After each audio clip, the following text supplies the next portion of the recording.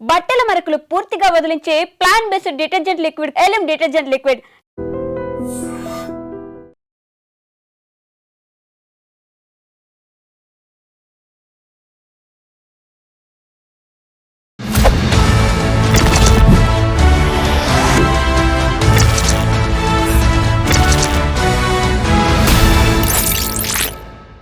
Welcome to I dream trending topic. నేను మీ Rajanirama, public speaker and family counsellor. ఈరోజు ఇంకొక ట్రెండింగ్ టాపిక్తో మేము ముందుకు వచ్చాను. చూశారు కదా ఫ్లైట్ యాక్సిడెంట్ ఎలా అయిందో. చాలా దారుణమైనటువంటి యాక్సిడెంట్ అనమాట. ఇంత అతిపెద్ద యాక్సిడెంట్ మన భారతదేశంలో ఇదే మొదటిసారి అని చెప్పుకుంటున్నారు. ఎంతమంది ప్రాణాలు కోల్పోయారంటే చెప్పడానికి చాలా ఈజీగా ఉంది. ఆ స్థితి చూస్తే కడుపు తరుక్కుపోతుంది అనమాట. హృదయ విదారకమైనటువంటి దృశ్యాలు. అక్కడ బూడిద తప్ప, పొగ తప్ప మనకి ఏమీ కనిపించడం లేదు. అందులో ఎంతో విలువైనటువంటి ఆధారాలు మట్టిపాలు, బూడిద పాలు అయిపోయాయి. అసలు ఈ యాక్సిడెంట్ ఎందుకు అయింది, ఏ కారణం వల్ల అయింది అనేది ఎవరికి తెలియటం లేదు. ఇంకా ఎవరు ఎంతమంది చనిపోయారు, ఎవరు ఏంటి అనే ఆనవాలు కూడా దొరకని స్థితి అయిపోయింది. మొత్తం బూడిద కుప్పలుగా తయారైపోయింది. ఒక శ్మశానాన్ని తలపిస్తుంది. ఇంకా ఫ్లైట్లో ఉన్న వాళ్ళు చనిపోవడం కాకుండా దారుణాతి దారుణమైనటువంటి విషయం, ఏ సంబంధం లేదు, ఏ పాపం తెలీదు, ఏ పుణ్యం తెలీదు. పాపం పక్క బిల్డింగ్లో ఉన్నటువంటి మెడికల్ స్టూడెంట్స్ కావచ్చు, డాక్టర్స్ కావచ్చు, వాళ్ళు కూడా చాలామంది బలైపోయారు. భోజనం చేస్తున్న వాళ్ళు చేస్తున్నట్టు, మాట్లాడుకుంటున్న వాళ్ళు మాట్లాడుకుంటున్నట్టు, ఎలా ఉన్నవాళ్ళు అలా చనిపోయారు.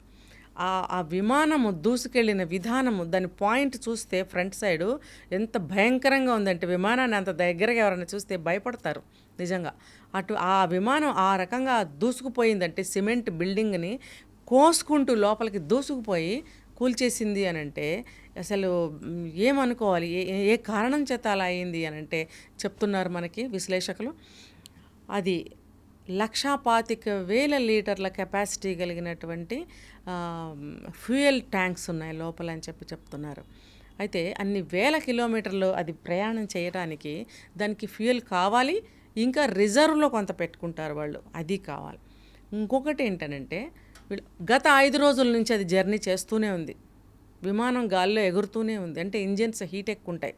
తర్వాత ఎవ్రీ జర్నీకి, ఎవ్రీ ట్రావెల్కి మళ్ళీ ఒకసారి సర్వీస్ అనేది ఉంటుంది. రాగానే సర్వీసు చేసినట్టుగా వాళ్ళు ఒక సంతకం పెట్టాలి, స్టాఫ్ అనేవాళ్ళు. అక్కడ ఒక సర్వీస్ చేయించాలి, చేయించిన తర్వాత చేయించామని సంతకాలు పెట్టాలి. మళ్ళీ రిటర్న్ ఆ ఫ్లైట్ ఎప్పుడైతే మళ్ళీ ఫ్లై అవుతుందో అప్పుడు మళ్ళీ కూడా దాని కండిషన్ బాగుందని చెప్పి మళ్ళీ క్లియర్ సర్టిఫికెట్ ఇవ్వాలి. దానికి కూడా అథారిటీ వాళ్ళు సైన్ చేయాలి. ఇవి ఏవి అక్కడ జరగలేదు. ఇంకొకటి, ఇండియన్ ఎయిర్లైన్స్ అంటేనే అమ్మో అంటారు. నేను కూడా అమ్మో అంటాను, నాకు కూడా భయమే. ఇండియన్ ఎయిర్లైన్స్ అసలు ఫెసిలిటీస్ ఉండవు మనకు అక్కడ. ఇంటర్నేషనల్ లెవెల్లో కూడా మనకి అందులో ఫెసిలిటీస్ అంత బాగుండవు. సీటింగ్ అరేంజ్మెంట్స్ అతి దారుణంగా ఉంటుంది, ఎర్ర బస్సులు తలపిస్తుంది. ఇంకా వాష్రూమ్స్ అవి కూడా అంత క్లీన్గా ఉండవు. చాలా అంటే చాలా కష్టపడి జర్నీ చేయాల్సిన ఇదనమాట ఇండియన్ ఎయిర్లైన్స్ అనమాట. అయితే అందులో కొంచెం టికెట్ తక్కువగా ఉంటుందని చెప్పి పాప అందరూ బుక్ చేసుకుంటారు, తప్పదు కదా మరి. సరే, ఇది దాని యొక్క వ్యవహారం, ఇది ఇండియన్ ఎయిర్లైన్స్ యొక్క వ్యవహారం. ఇది ఇంకా లోతుకెళ్తే చాలా ఉన్నాయి, మనం పైపైన మాట్లాడుకుంటాం అనమాట. అయితే దీన్ని సర్వీస్ చేయకపోవడం ఒకటి, తిరిగి మళ్ళీ వెంటనే దాన్ని తిప్పడం అనేది మెయిన్ కారణము. తర్వాత వీళ్ళు పైలట్స్ అనేవాళ్ళు కాక్పిట్లో, పైలట్స్ ఉండే ఒక ముందు పార్ట్ని కాక్పిట్ అంటాం కదా, అందులో సమాచారం మనకు తెలియాల్సి ఉంది. ఆ బ్లాక్ బాక్స్లో ఇంకా ఏవో సమాచారాలు ఉన్నాయి, వీడియోస్ ఉన్నాయి. అవి స్టార్ట్ అయిన దగ్గర నుంచి ఫ్లైట్ ల్యాండ్ అయ్యేంత వరకు కూడా అందరూ రికార్డ్ అవుతాయంట. ప్రతి ఒక్క వర్డు. 2 పైలట్స్ ఉన్నారు, 2 ముగ్గురున్నా, ఎవరున్నా, ఒకళ్ళైతే ఉండరు, 2 కంపల్సరీ ఉంటారు. వాళ్ళు ఏం మాట్లాడుకున్నారు సంభాషణలు అనేవి అందులో A to Z రికార్డ్ అవుతాయి. అది మస్ట్ అన్నమాట. ఎందుకంటే ఏదైనా ప్రమాదం జరిగితే ఆ రికార్డ్ ద్వారా వీళ్ళు తెలుసుకోగలుగుతారు. ఇప్పుడు అది కూడా రికార్డ్ అయ్యింది. ఇంకా పాపం అందరూ చెప్పుకునేదే, అందరికీ తెలిసిందే. మళ్ళీ ఒకసారి మనం ట్రెండింగ్లో చెప్పుకుందాం. అతను మేడేర్ అని అంటారట వాళ్ళు. ఏంటంటే రక్షించండి రక్షించడం ఫ్రెంచ్ వర్డ్. ఫ్రెంచ్ అనేది అది కూడా ఒక వన్ ఆఫ్ ద ఇంటర్నేషనల్ లాంగ్వేజ్గా దాన్ని వాడతారు చాలా కంట్రీస్లో. కాబట్టి ఆ ఫ్రెంచ్ లాంగ్వేజ్ని వీళ్ళు ఫ్లైట్స్లో వాడతారనేది మనకు అర్థమవుతుంది. అది అత్యవసర పరిస్థితుల్లో ఇంకా గతి లేని సమయంలో, దిక్కులేని సమయంలో ఆ వర్డ్ని యూజ్ చేస్తారంట. అది ఏమాత్రం సమయం ఉన్నా వీళ్ళు యువతల మనకి ఎక్కడి నుంచి అయితే ఫ్లైట్ని పంపించారో వాళ్ళకి ఆ సమాచారం అందటమో, వాళ్ళు తిరిగి వీళ్ళకి మెసేజ్లు ఇవ్వడమో, వెంటనే దాన్ని ల్యాండ్ చేయడమో, బ్యాక్కి రండి అని చెప్పడం ఏదో చేస్తారట. సో ఆ వ్యవధి కూడా లేకుండా వీళ్ళు అనటమే అది కూలిపోయిందని చెప్తున్నారు. అంటే నాకు కూడా ఫస్ట్ అనిపించింది ఏంటంటే, ఈ ఇండియన్ ఎయిర్లైన్స్ అనగానే నాకు ఇదే వచ్చింది థాట్. ఇది అసలే డకోటా. ఈ డకోటాని సరిగ్గా సర్వీస్ చేశారా, లేకపోతే టెక్నికల్గా దాన్ని అప్డేట్గా ఉంచారా లేదా అనేది నాకు ముందే అనిపించింది. ఇప్పుడు చివరికి అదే జరిగింది.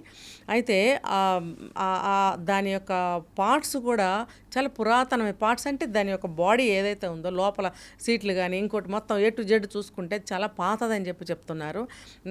అలాంటి దాన్ని అసలు వాడకూడదు. ఇంకా ఎవ్రీ ట్రావెలింగ్కి ఒక సర్వీస్ చేయాలి, రిటర్న్ చేయాలి, మళ్ళీ వెళ్ళేటప్పుడు చేయాలి, వచ్చేటప్పుడు చేయాలి, దానికి తగిన సంతకాలు ఉండాలి.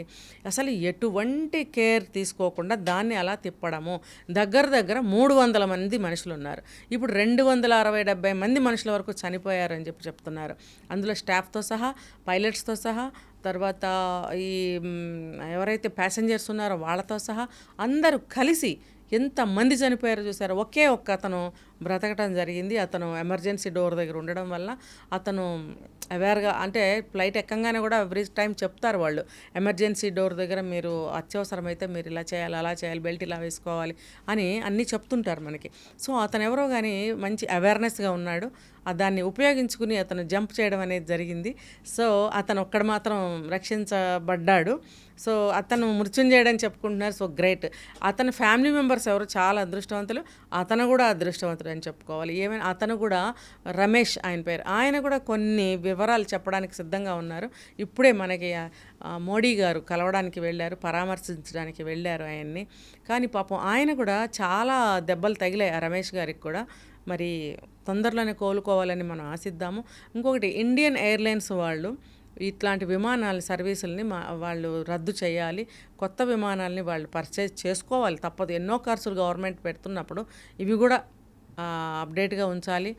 మంచి టెక్నికల్ విధానంగా ఆ ఫ్లైట్స్ని ఉంచాలి. ఎప్పుడు సర్వీసెస్ ఇస్తూ ఉండాలి, దానికి చెక్ చేసి మాత్రమే పంపించాలి. ఇంకొకటి, ప్రయాణికులకి నేను చెప్పేది ఏంటంటే, ఇక్కడి నుంచి ఇంటర్నేషనల్గా వెళ్ళాలి అని అంటే తప్పనిసరి పరిస్థితి, వెళ్తున్నారు. అక్కడ ఉన్నటువంటి సిటిజన్స్ ఇండియా రావాలి, వెళ్ళాలి, తప్పనిసరి. ఇంకా పోతే విజిటర్స్ అనేది వాళ్ళు వెళ్తూ ఉంటారు. చాలామంది జస్ట్ చూసి రావడానికి వెళ్తూ ఉంటారు. డబ్బులు ఉన్నాయి కదా, అమెరికా వెళ్తారు, లేకపోతే లండన్ వెళ్తారు, స్విట్జర్లాండ్ వెళ్తారు, దుబాయ్ వెళ్తారు, ఇలా వెళ్తూ ఉంటారు. ఇంటర్నేషనల్ ట్రిప్స్ చేస్తూ ఉంటారు. పైసలు ఉన్నాయి కాబట్టి వాళ్ళు వెళ్తుంటారు, ఎంజాయ్ చేసి వస్తూ ఉంటారు. అంటే ఇప్పుడు ఈ రోజుల్లో డబ్బులు ఉంటే ఎక్కడికైనా ఎలా అయినా వెళ్ళిపోతున్నారు. చూడండి, ఇలాంటి ప్రమాదాలు జరుగుతున్నాయి కాబట్టి ఎవరైనా సరే అదుపు చేసుకోవాల్సిన అవసరం ఉంది కోరికల్ని.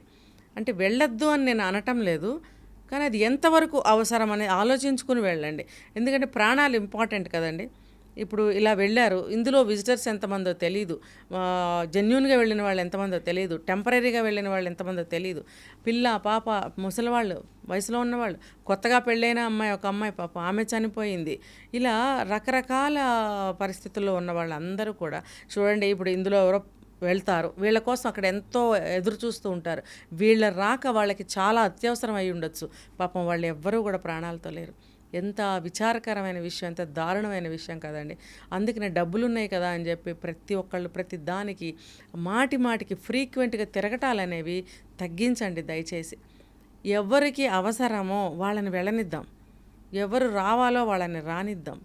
ఇప్పుడు దీనివల్ల చూడండి, కోవిడ్ కూడా ఎంత ఫాస్ట్గా మనకు అప్పట్లో వచ్చేసింది అన్ని కంట్రీస్కి. ఎందుకు చెప్పండి? ఇలా తిరగడం వల్లే కదా. ఎక్కడ వాళ్ళు అక్కడ ఉంటే కొంతలో కొంత బాగుండేదేమో, కానీ ఎడాపెడా ఇక్కడి నుంచి అక్కడికి అందరూ తిరిగేయడం వల్ల మంచి అవ్వచ్చు, చెడు అవ్వచ్చు, ఇది ఇలాగే అవుతుంది. కాబట్టి అది మనకి ఎంత అవసరమో, ఎంతవరకు అవసరమో, మనకి వెళ్ళాలా వద్దా అన్నీ ఆలోచించుకొని మీరు బయలుదేరి వెళ్ళండి. డొమెస్టిక్లో కూడా చూస్తుంటే కాశీ వెళ్ళాలి, లేదు పక్క స్టేట్కి వెళ్ళాలి, లేదు తిరుపతికి వెళ్ళాలి. సో చాలామంది ఏం చేస్తారంటే ఫ్లైట్లో వెళ్ళిపోతుంటారు. చెప్పలేమండి, అన్నీ అలాగే జరుగుతాయంటే అన్నీ అలా ఖచ్చితంగా జరగవు. ఎప్పుడో ఎక్కడో ఒక్కడ జరుగుతుంది. అదే నిన్న జరిగింది. మరి అందులోనే కోల్పోయారు కదా ప్రాణాలు చాలామంది. ఇలాంటివి గతంలో కూడా అక్కడక్కడ చాలా జరిగాయి. మరి ఆ పోయిన వాళ్ళు వాళ్ళ వాళ్ళ కుటుంబ సభ్యులు ఎంత నష్టపోయారో, పోయిన వాళ్ళు వాళ్ళ జీవితాలను ఎంత కోల్పోయారు అనేది వాళ్ళకే తెలుసు. ఆ నొప్పి తగిలిన వాళ్ళకే తెలుస్తుంది. చూసే వాళ్ళకి ఏమనిపించదు, మనకేం అవ్వదులే, వాళ్ళకేదో అయింది మనకెందుకు అవుతుంది అని తేలిగ్గా తీసుకుంటాం. కానీ అనుభవంలో ఊహించుకోండి ఒకసారి. ఊహించుకున్నట్టయితే మనల్ని మనం జాగ్రత్తగా పెట్టుకోగలుగుతాము. కాబట్టి నేను ఇది చాలా సాధారణమైన భాషలో అందరికీ అర్థం అవ్వాలని చెప్పి చాలా సింపుల్గా మీకు నేను ఇది తెలియజేస్తున్నాను. దయచేసి బస్సు అవనివ్వండి, కారు అవనివ్వండి, విమానం అవనివ్వండి, కారు అవనివ్వండి, ఏదైనా రైలు అవనివ్వండి, ఏదైనా అనవసరమైనటువంటి ప్రయాణాలు చేయకండి. మీకు ఎంత అవసరమైతేనే, ఇక వెళ్ళకపోతే తప్పదు, పనులున్నాయి అనుకున్నప్పుడు మాత్రమే జాగ్రత్తగా వెళ్ళి రావడానికి ప్రయత్నాలు చేయండి. కానీ అయిన దానికి కాని దానికి ప్రతిదానికి ప్రయాణాలు పెట్టకండి. జాగ్రత్తగా చూసుకోండి, మీ జీవితాలను మీరే కాపాడుకోండి.